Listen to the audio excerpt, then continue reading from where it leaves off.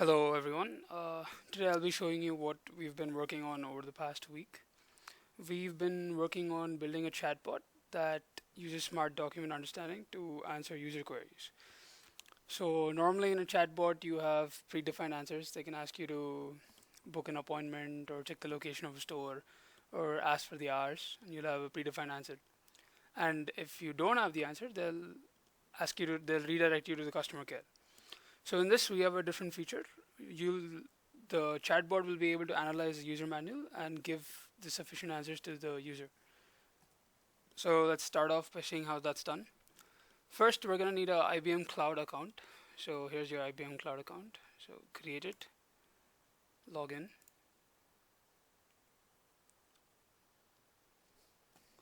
So once you're in, you'll see this page called the resource list.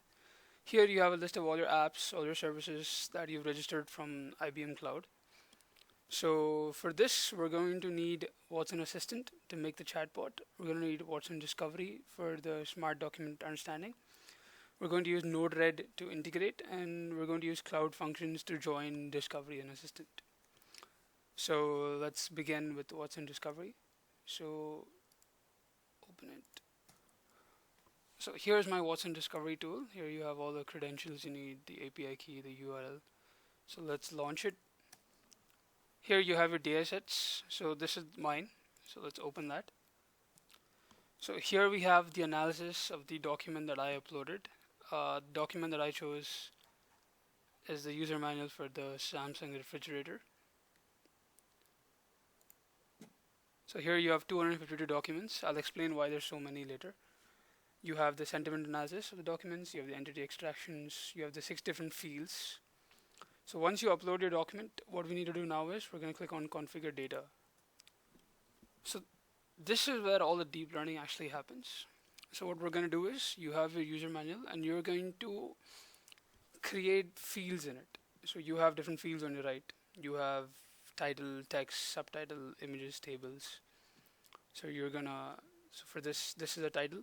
These are subtitles, and then you press submit page, go to the next page, and here we have table of contents. Here this is a header, this is subtitles, and these are texts. So keep doing this for a couple of pages, after which Watson Discovery starts figuring out what is a subtitle or what is a text, and it'll start doing it by itself. So once you think you're done, then you press apply changes to collection. Click on that. It'll ask you to upload a document to use as a reference. So you can upload the same document. So then we can click on manage fields. So here what we can do is we can choose which parts of the document that we want to be considered. Like we don't need the entire document. We don't need the footers. We don't need the page numbers. We don't need the table of contents. We don't need all that. So here you can just choose which ones you want. So I chose the header, the images, subtitles, table, and text. And then split document on each occurrence of. So this basically does is whenever you get another subtitle, it's going to split the document. So for every subtitle, it'll be a different document. That's why we had so many documents earlier, as you can see. So that's why we had 252 documents, because it was split after every subtitle.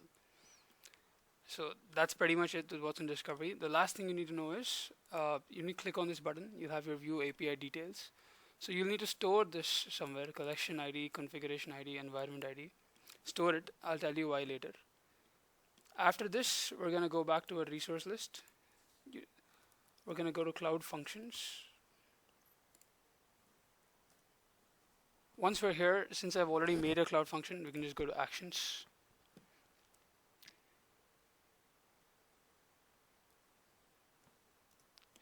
So the name of my action is Query Discovery. So it's written in Node.js. So here you write your code. This is the code that links Discovery with Assistant. Now, as you can see, there's parameters like params.url or params.im, API key or username or password. So you're going to update that, and that is in parameters. So add your URL, add your values. This is where you'll copy it from the discovery. This is your Watson Discovery URL, so copy that in. Once you're done with this, Click on endpoints, enable as web action, and copy this URL. We're going to need this URL to integrate this with Watson Assistant. Now let's go back to our resource list. So we finished discovery, we finished our cloud function. Now we have Watson Assistant left. So let's open our Watson Assistant. So launch Watson Assistant. So here you'll have all your assistants. So mine is called My First Assistant. So click on that. You have your skills. Click on your skills. So this is my Watson Assistant. Here you have intents. Intents are basically purposes or goals expressed by a customer. So like, for example, they want to contact you or they want to greet you, or we have hours or locations or products offered, or they want to make an appointment. All of this is an intent. That's what the customer is seeking to do when they ask a question or something. So let's go ahead and create some intents. I've already made some. So here you have the name of your intent. You can have a description. So here you have examples. These are very important. So you're going to add sentences that you think the user can ask, so that Watson Assistant begins to predict what type of category does a particular sentence fall into. So if it sees this sentence, it should come to this appointment. It should come to this intent, which is appointment. Like that, we have a few more. We have hours. We have location. We have the products offered, if they want to show us some more products offered. Now we have entities.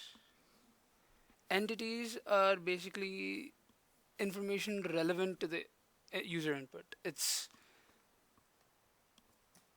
extra information on what they're intending to do. For example, if you're intending to buy a car, the name of the car, or what model it is, or what color it is, or the features, all of these are entities, the extra information. So I only have two entities. I have response, which is yes or no, and I have refrigerator, which is synonyms for refrigerator. So create your own entities, and then we can go to system entities. You'll need to enable a few of these. We need system number, date, time. And this is so that you can use these particular entities when Watson Assistant discovers that the user entered these kind of entities. Finally, let's go to the dialog. So dialog is where the chatbot actually works. So here we have different nodes, and then we'll have child nodes. So if you click on a node, you'll have the name of the node, and if the assistant recognizes hashtag are intents, and at the rates are entities. So if it recognizes this intent, that means if it recognizes a sentence that falls under the category of contact us, then the assistant can respond with this. And you have different variations of these. You have different types of responses. You can also choose what to do after you respond. So you can wait for another reply, or you can create another child node and jump to a different part of the conversation. For us, we will need to find a way to integrate discovery and assistant, because when the user asks a question that we haven't defined, we wanted to go to the user manual, search it, and bring us the relevant sections from there, right? So that's my node here, so discovery. So first, what you need to do is go to customize, enable webhooks. Once you're done with that, so if it recognizes either the intent or the entity, then you call out to the webhook. So this is the key, this is the value. So before this, you'll have to configure your webhook URL. Go to your options. So in webhooks, in your URL, this is the URL that you have to copy from your cloud functions. Add a .json at the end of the URL that you copy from your cloud functions. Once that's done, you can go back to your dialog.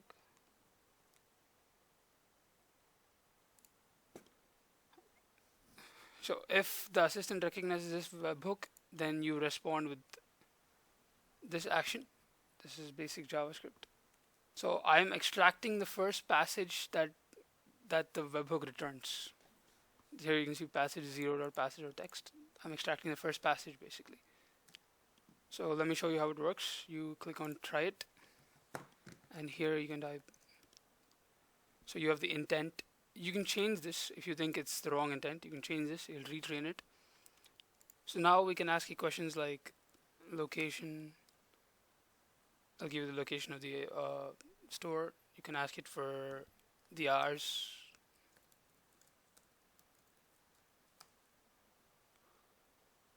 So it gives you the timings. You can make an appointment.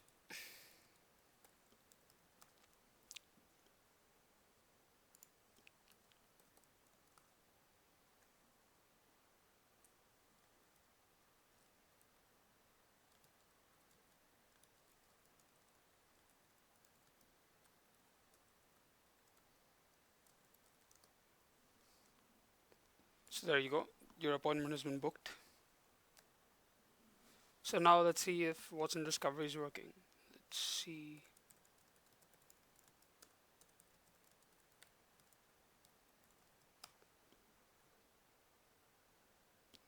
So the reason that didn't work is because if you look here, this node is activated only if it recognizes this intent or this entity. So this intent or entity wasn't found in this sentence. So if I rephrase the sentence,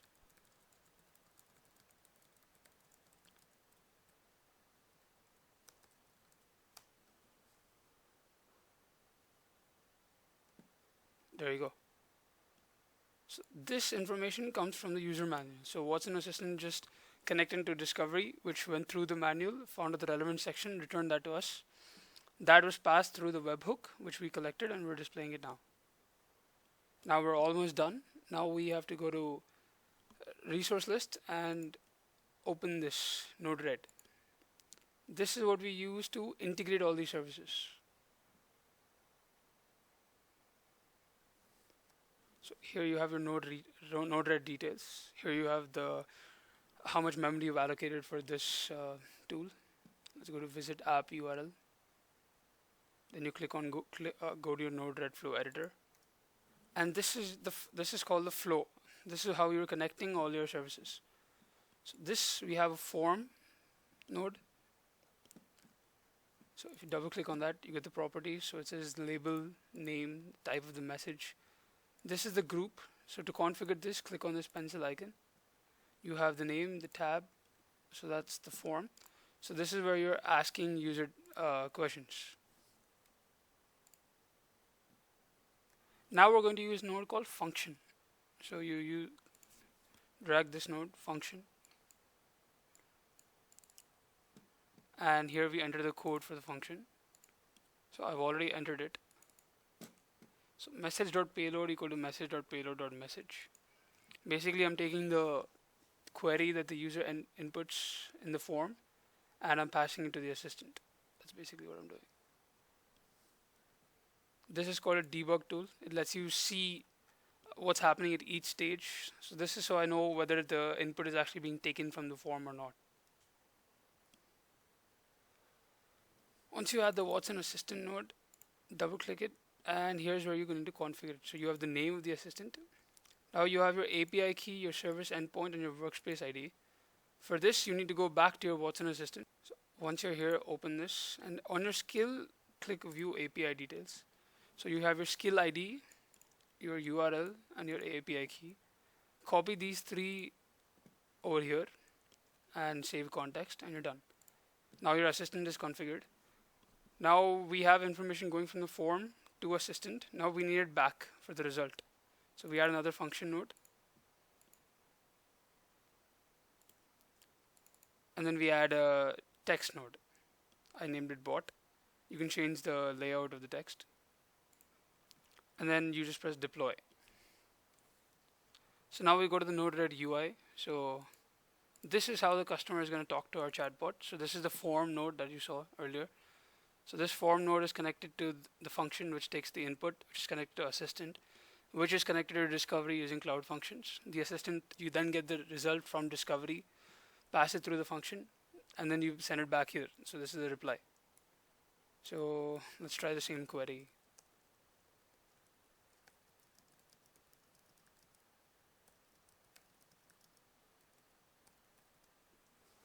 Press submit, and there you go. So that was a demonstration of this project. Hope you all liked it. Thank you.